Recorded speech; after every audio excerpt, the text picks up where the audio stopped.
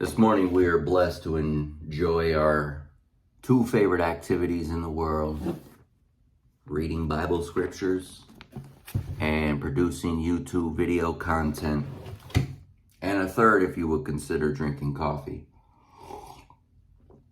But I intend to try and quit that one for health reasons. Today in the book of James, chapter 2, a warning against prejudice. My dear brothers and sisters, how can you claim to have faith in our glorious Lord Jesus Christ if you favor some people over others? For example, suppose someone comes into your meeting dressed in fancy clothes and expensive jewelry, and another comes in who is poor and dressed in dirty clothes. If you give special attention and a good seat to the rich person, but you say to the poor one, "You can stand over there or else sit on the floor," well, doesn't this discrimination show that your judgments are guided by evil motives? Listen to me, dear brothers and sisters. Hasn't God chosen the poor in this world to be rich in faith? Aren't they the ones who will inherit the kingdom he promised to those who love him? But you dishonor the poor. Isn't it the rich who oppress you and drag you into court? Aren't they the ones who slander Jesus Christ, whose noble name you bear? Yes, indeed, it is good when you obey the royal law, as found in the scriptures, love your neighbor as yourself. But if you favor some people over others, you are committing sin. You are guilty of breaking the law. For the person who keeps all of the laws, except one, is as guilty as a person who has broken all of God's laws. For the same God who said you must not commit adultery also said you must not murder. So if you murder someone but do not commit adultery, you have still broken the law. So whatever you say or whatever you do, remember that you will be judged by the law that sets you free. There will be no mercy for those who have not shown mercy to others. But if you have been merciful, God will be merciful when he judges you.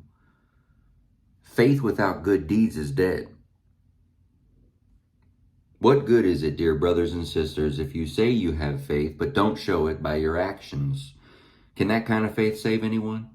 Suppose you see your brother or sister who has no food or clothing and you say, "Goodbye, have a good day, stay warm and eat well."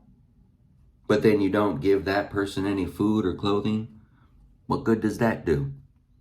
So you see, faith by itself isn't enough. Unless it produces good deeds, it is dead and useless. Now someone may argue, some people have faith, others have good deeds. But I say, how can you show me your faith if you don't have good deeds?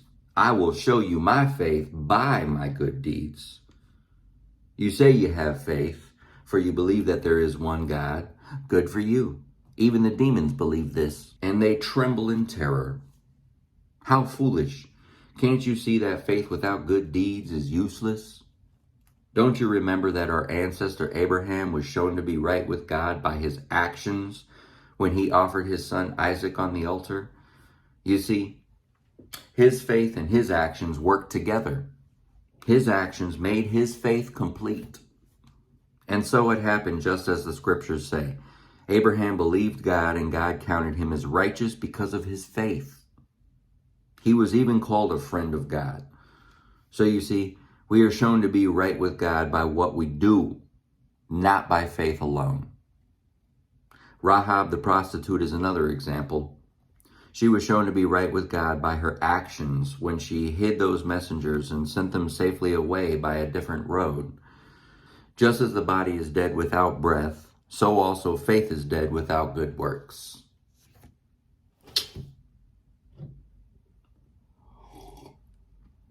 That was a good one. It usually always is. So we'll see you tomorrow in the 3rd chapter of the book of James. Have a blessed day.